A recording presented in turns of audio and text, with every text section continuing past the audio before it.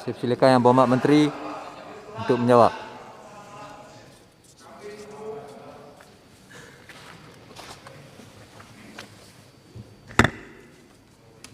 Terima kasih Tuan Yang di-Pertua. Seramai 8 ahli parlimen, ahli yang berhormat yang telah membangkitkan perkara-perkara yang menyentuh bidang kuasa Kementerian Pertanian dan Industri Makanan dalam perbahasan Belanjawan 2021 peringkat jawatan kuasa, termasuk 3 pencerahan daripada ahli-ahli yang berhormat. Menjawab isu yang dibangkitkan oleh Yang Berhormat Port Dickson berhubung dengan bangunan baru Fama melalui konsep land swap. Ingin dimaklumkan bahawa perancangan projek pembangunan bangunan korporat Fama ini telah bermula sejak tahun 2011 lagi. Kaedah land swap ini telah dilaksanakan mengikut tata cara perolehan yang berkuat kuasa dan mendapat kelulusan di peringkat Kabinet. Untuk makluman, proses ini melalui 3 orang Perdana Menteri sejak tahun 2011 dan hanya lulus dan dimeterai selepas pembentukan Kerajaan Perikatan Nasional ini. Bangunan ini turut menyediakan pusat jualan agro bazar yang digunakan untuk memasarkan produk pertanian dan agro makanan. Fungsi dan peranan Fama telah diperkemaskan dengan melaksanakan pemasaran baru seperti pendigitalan dan juga e-commerce. Petani-petani kecil dibimbing bagi menyediakan produk-produk mengikut perluan pasaran dan kaedah pemasaran moden agar terus relevan dengan keperluan industri. Untuk makluman ahli yang berhormat, Fama akan terus memainkan peranan penting dalam membantu pemasaran produk agro makanan. Semasa pandemik COVID-19 contohnya, penubuhan pasar segar terkawal di seluruh negara telah memastikan hasil pertanian sejumlah 800 juta ringgit dengan kuantiti sebanyak 10,245 metrik tan yang memberi manfaat kepada lebih 5,000 petani dan 4,900 usahawan dapat manfaatkan daripada pengujudan program pasar segar terkawal ini ketika pandemik COVID. Ya. Terima kasih Tuan Pengerusi dan terima kasih Yang Berhormat Menteri. Saya ingin cuma menumpang sedikit masalah berkenaan dengan Fama dan projek-projek yang mungkin menjadi projek Gajah Putih. Sebagai contoh, RTC Gopeng yang dimulakan sebagai projek sebagai teman Terminal Makanan Nasional dengan perbelanjaan 120 juta ringgit dan beroperasi 10 tahun tetapi gagal sebagai pusat pengedaran, pusat pemborongan makanan. Dan lepas itu dijadikan sebagai RTC dan juga terminal R&R. Dan sehingga sekarang, sebahagian besar daripada RTC Gopeng masih kosong. Mereka yang sewa ataupun masih. Apakah perancangan seterusnya untuk memulihkan RTC Gopeng sebagai di bawah Fama? Sekian. Terima kasih Yang Berhormat. Isu itu tidak dibangkitkan dalam perbahasan asal. Menteri, tak ada saya akan jawab secara bertulis. Boleh bertulis ya. Mengenai isu penambahbaikan boleh pasaran produk-produk pertanian untuk pasaran domestik dan antarabangsa seperti yang dibangkitkan oleh Yang Berhormat Port Dickson, ingin dimaklumkan bahawa dalam rancangan Malaysia ke-12, MAFI bakal melaksanakan program pemedanan bekalan makanan, output pertanian dengan pemasaran menerusi program business matching, sokongan harga lantai, insentif MyGap, kursus pemasaran dan pembangunan pusat pengumpulan ladang dan adalah disasarkan bahawa 5,000 peserta dengan nilai negangan 300 juta akan mendapat manfaat daripada program yang akan dilaksanakan ini. Berhubung dengan nafas yang dilantik sebagai pengedar tunggal bagi benih padi sah, untuk makluman ahli yang berhormat, nafas bukan saja dipertanggungjawabkan untuk mengedar benih padi sah, tetapi juga untuk mengurus subsidi input seperti skim baja, racun, pengapuran, ubah pajak dan terbaru seperti katakan tadi sebagai ejen pemborong tunggal benih padi sah dengan harga siling yang ditetapkan sebanyak RM35 sekampit iaitu 20 kilogram per beg. Dan tentu sekali obligasi sosial, obligasi nafas ini merangkumi sistem e-padi, dividen kepada PPK dan juga terlibat 2 juta tabung bencana tanaman padi dan pengedaran pengagihan CSR, penambahbaikan stor PPK, pembiayaan R&D baja dan juga racun, termasuklah skim melatihan Protage. Dan MAFI akan pastinya terus memantau peranan dan tanggungjawab yang diberikan kepada Nafas ini, agar Nafas akan terus menjadi satu entiti yang unggul bagi menangani urusan pesawat di seluruh negara. Mengenai isu pemutihan pesawat seperti yang dibangkitkan, kita maklum bahawa isu ini dibangkitkan dan di-highlight dalam laporan audit yang telah pun dibentangkan di pihak kementerian. Kita mengambil berat teguran-teguran yang dibuat oleh audit mengenai perkara ini, dan tentu sekali semakan akan dibuat oleh MAFI dengan jabatan pendaftaran terhadap daftar pesawat, jumlah senarai orang yang sudah meninggal seperti yang di-highlight, atau tiada padanan dan sebagainya akan diputihkan dari semasa ke semasa.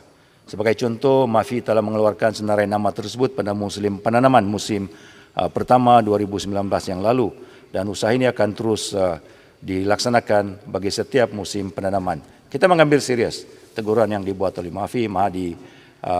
Di peringkat pengurusan MAFI, kita juga telah cadangkan agar audit secara besar-besaran melalui audit dolaran akan dilakukan mengenai berhubung dengan senarai pesawat, insentif-insentif yang dibagi kepada pesawat, agarnya dilaksanakan dengan teratur dan tanpa keterisan seperti yang dibangkitkan oleh Yang Berhormat Paul Dickson. Mengenai isu yang dibangkitkan oleh Yang Berhormat Batang Lupar, iaitu padi daftar di Padang Lupar yang dikendalikan oleh MARDI. Untuk makluman Yang Berhormat, MARDI adalah pengeluar benih asas bagi varieti-varieti padi yang dibangunkan. Itu merupakan tanggungjawab MARDI, dan MARDI akan menghantar kepada Jabatan Pertanian Negeri Sarawak 2 varieti baru, iaitu MR297 dan juga MR269 sebanyak 100 kg bagi setiap varieti. Pada masa ini proses penghantaran sedang dalam permohonan untuk mendapatkan sijil fitosanitasi. Apabila benih tersebut diterima oleh Jabatan Pertanian Sarawak, Jabatan Pertanian akan menguruskan pengeluaran benih daftar dan benih sah sebagaimana SOP yang telah diamalkan di Semenanjung. Untuk jangka masa panjang, MARDI akan mengeluarkan benih asas di Skuduk Sarawak sebelum diberi kepada Jabatan Pertanian untuk menghasilkan benih padi dan benih padi daftar dan juga benih padi sah. Bagi pengeluaran benih padi sah, pengeluaran akan dijalankan di loji pemprosesan benih padi di Tampin, Negeri Sarawak. Mengenai isu yang berhubung dengan sama ada projek Jalapang Padi Batang Lupar akan diteruskan seperti yang dibangkitkan oleh Yang Berhormat Batang Lupar. Untuk makluman Yang Berhormat, projek Jalapang Padi di Batang Lupar akan diteruskan, dan projek pengairan kawasan Aida Batang Lupar dijangka siap sepenuhnya dalam tempoh rancangan Malaysia ke-13. Ini memenangkan pembinaan infrastruktur tersebut dilaksanakan secara berfasah berikutan kerja-kerja reka bentuk dan pengambilan tanah yang sedang dijalankan sebelum projek pembangunan dapat dilaksanakan. Usai lengkap kesemua infrastruktur ini, MAFI mensasarkan aktiviti penanam padi daripada 1 musim kepada 2 musim setahun bagi meningkatkan produktiviti pengeluaran padi di negeri Sarawak. Mengenai dengan isu pengurangan peruntukan seperti yang dibangkitkan oleh Yang Berhormat Batang Lupar, untuk makluman Yang Berhormat, walaupun terdapat pengurangan dari segi peruntukan emolumen dan sara diri, tetapi ianya tidak menjejaskan perkhidmatan secara keseluruhannya kerana bilangan pegawai masih kekal seperti ada sekarang. Selain daripada itu, MAFI juga mempunyai agensi persekutuan di negeri Sarawak seperti Aida Batang Lupar yang bertanggungjawab secara langsung terhadap kawasan tanaman padi di Batang Lupar tersebut. Mengenai dengan butiran 01940 yang dibangkitkan oleh Yang Berhormat Batang Lupar, projek pembangunan infrastruktur pengairan dan salera Jelapang Padi Lingga Banting serta kerja-kerja berkaitan akan diteruskan dalam rancangan Malaysia ke-12, ianya termasuk dalam senarai projek sambungan. Yang Berhormat Langkawi membangkitkan isu pertanian campuran. Untuk makluman Yang Berhormat, sistem pertanian, pendekatan pertanian campuran ini telah dilaksanakan. Contohnya tanaman kekal seperti durian, penanaman pisang sebagai tanaman campuran bagi memberi pulangan kepada petani sementara menunggu tanaman durian menghasilkan hasil, dan begitu juga penanaman nanas dan sebagainya. Maknanya sistem dan pendekatan pertanian campuran ini memang telah dilaksanakan dan di-encourage oleh MAFI untuk dilaksanakan oleh penanam-penanaman buahan. Mengenai isu kaedah meningkatkan pertanian moden seperti yang dibangkitkan oleh Yang Berhormat Langkawi, untuk makluman Yang Berhormat, melalui rancangan Malaysia ke-12, MAFI akan memberikan tumpuan bagi memodernkan sektor pertanian seperti berikut: menerapkan elemen teknologi IR 4.0 dalam perkembangan revolusi industri 4.0. Kedua, menggalakkan penggunaan mekanisasi dan automasi. Dan yang ketiga, meningkatkan adaptasi dan penerima gunaan teknologi.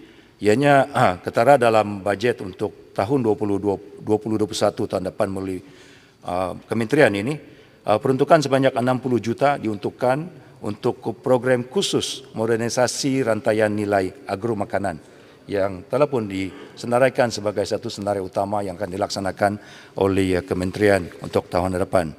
Projek-projek yang akan diberikan tumpuan adalah seperti berikut. Pertama, pembangunan data geospatial. Kedua, smart irrigation. Ketiga, fasiliti struktur dan infrastruktur.